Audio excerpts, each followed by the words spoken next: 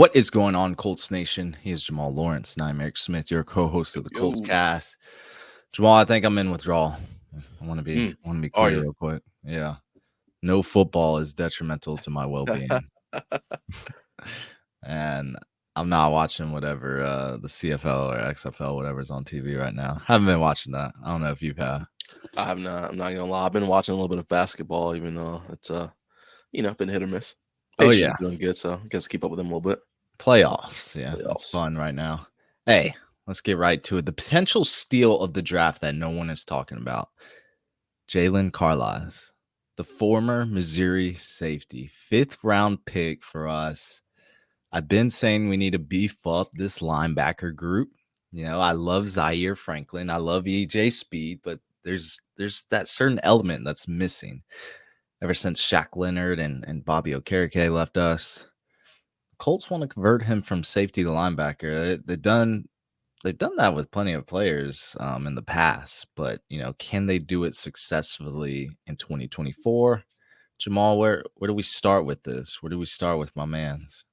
That's tough, man. Like you mentioned, I mean, this dude he could be a sleeper for us, that game changer. That's still, as someone who during his college career, I think freshman year he started as a cornerback, and then bumped over to safety for that sophomore through senior year. So for one, the number one Oh, yeah. Also, do you know what he was trying to convert to? What the Colts said to convert him to? what's that? A like and subscribe for the Colts cast. Hey, and a comment below if you are on YouTube, Colts Nation. We've gotten a lot of interaction in our last, couple of videos. It's been awesome seeing what everyone thinks, having discussions. That's what we want to do. That's why we are on this platform. Hey, Absolutely. Jamal, sorry to cut you off. No, I like that. I like that little snippet there. Like I was saying, this guy, he played cornerbacks freshman year and then played safety sophomore to senior year, which and Colts already know. When they told him we're going to bump down the linebacker, and as you mentioned, Eric, we're missing that certain element, that Okereke and Shaq had, and you know what that element is really that coverage piece. That coverage piece is what we have. I know there's been a lot of talk throughout, especially last year, with as well as Zaire played, that people were still questioning his coverage ability, so on and so forth. Well, this guy right here is who we have to bring in to help with that. He has the solid ability to know when it's the ball hawk to run down on a play. Looking at some of his film, whenever he's played up on the line, he's walked up on the line. That's when he's played some of his best ball, which is why I could easily see why the Colts would say, let's go ahead and try to bump you up to that linebacker spot. I think his senior season, he ended with 64 tackles, 5 pass breakups, 4.5 tackles for a loss, 2 sacks, 2 interceptions, 1 forced fumble, and a fumble recovery. He led Mizzou in tackles his last 2 years there. So my man, he was doing some damage while he was on the field. And again, like I said, when he's walked up on that line, he can make a hit on people. He doesn't matter who it is. I've seen the film hit him, Joe Milton, hitting Brock Bowers, all these guys. He was hitting every single play he had an opportunity to, and that's what we need. And again, somebody who can drop back into that coverage aspect for us, who's not afraid to get on a tight end or is not afraid to get on that running back floating out, because we have to make sure we protect.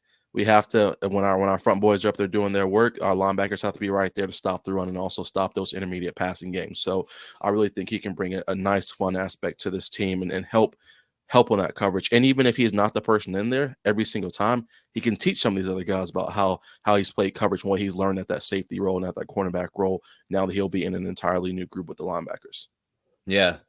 To me, he feels like a jack of all trades. He did it in college, like you said, logged multiple snaps depending on the formation.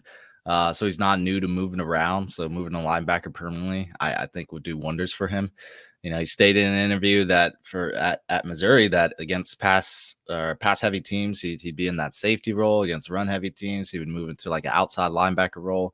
So the coaches really trusted him to be able to adapt to the situations that were given to him. He played corner his freshman year. He's done everything. I like that. I think versatility has been the name of this draft in 2024 for Chris Ballard. Jaylen Carlies is exactly what the doctor ordered. Safety with exceptional ball hawking ability. There are some weaknesses. This is why he got taken in the 5th round. Doesn't have that recovery speed you'd look for someone that deep in the coverage, change of direction, things like that. So it makes sense. Hey, let's take what you're really good at. Let's convert you to this role that we think you would excel at. and let's just go from there. Let's pack those great instincts and ball skills. Let's move them up the defensive front into that linebacker room. I mean, he's got the size to do it. 6'3", 200 Hmm. pounds, good length. This is like linebacker size. So, Jamal, I really think. I mean, we haven't talked about him enough. It's the off season. It's going to get a little dry for us, but I think Jaylen Carlies is someone to keep a pretty low eye on, don't you think? Yeah, absolutely. And kind of going to what you were just talking about, with what they've taken, pretty much taken his greatest strengths and moving him to a new position. That's what you saw in film. Yeah, again, the recovery speed. Sometimes it wasn't there. Some of his pursuing angles were allowing a running back or a receiver to get an extra 10 or 15 yards because he was having to take such a deep pursuing angle to get to them. So while he did still make the tackle, of course, we don't want to see have to give up another 20 additional yards before we can get that tackle. So again, honing in on what his skill sets are and locking him up in the line in the box, I think that's a fantastic thing. And it was really displayed a lot during the Georgia game in the red Mm. zone. Georgia and Mizzou in that red zone. I mean, he was all over the place. They held him down, head on the fort really well. And that was just like a testament to see what he's like when he's walked up, because the entire time, all 4 plays they were in the red zone, there were a couple of drives, as a matter of fact, they were in the red zone, and he managed just to be right there, shoot the gaps, or drop back into coverage, stop Brock before he could score a touchdown. Like these are he was the last man 1-on-1. He had to make a stop because Brock was able to beat everybody else around. So he has the ability, again, with his size being 6'3", 227, and he can probably still get a little bigger, to be honest with you. Being that size, he's not afraid to take that, to throw that hit or be the one to get hit, because I've seen some film of him getting popped a couple times as well. But again, did he stop the run with that? Absolutely. It is always not pleasant. It's never pleasant to be on the back end of a hit, but whenever you can get hit like that, still make the stop and get back up and get to the ball the next play again. I'm not gonna worry about you getting hit and getting bounced around once or twice. So Looks like you've delved into this Missouri Georgia game a little bit. That's awesome. just a little bit, yeah, just a little bit. I Yeah. was I was interested to see against, of course, a high power offense, and then he did a great job against that high power offense. Highest level of play right there playing against, Georgia. They're always one of the best teams in football.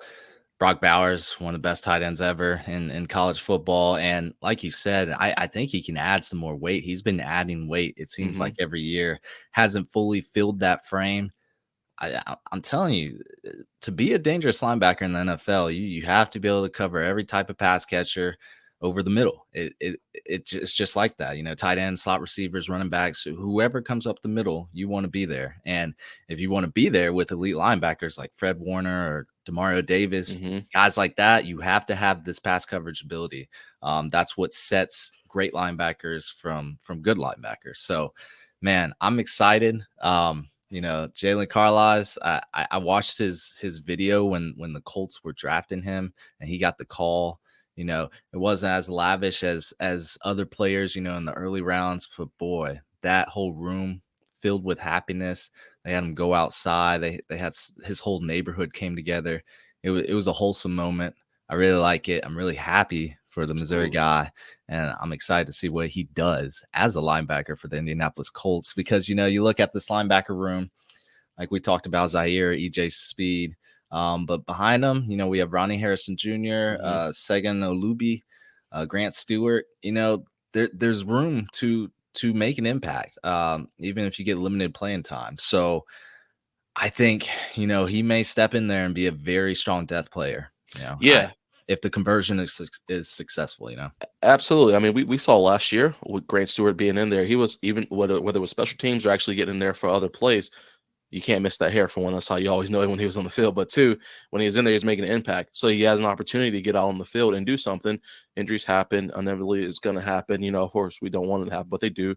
And when those things happen, you have to be ready to step up, or when you get opportunity on special teams like these other guys, you got to get in there. And I really think he'll be a great piece. And like you said, so him hiding back there in that depth chart will benefit us in the long run.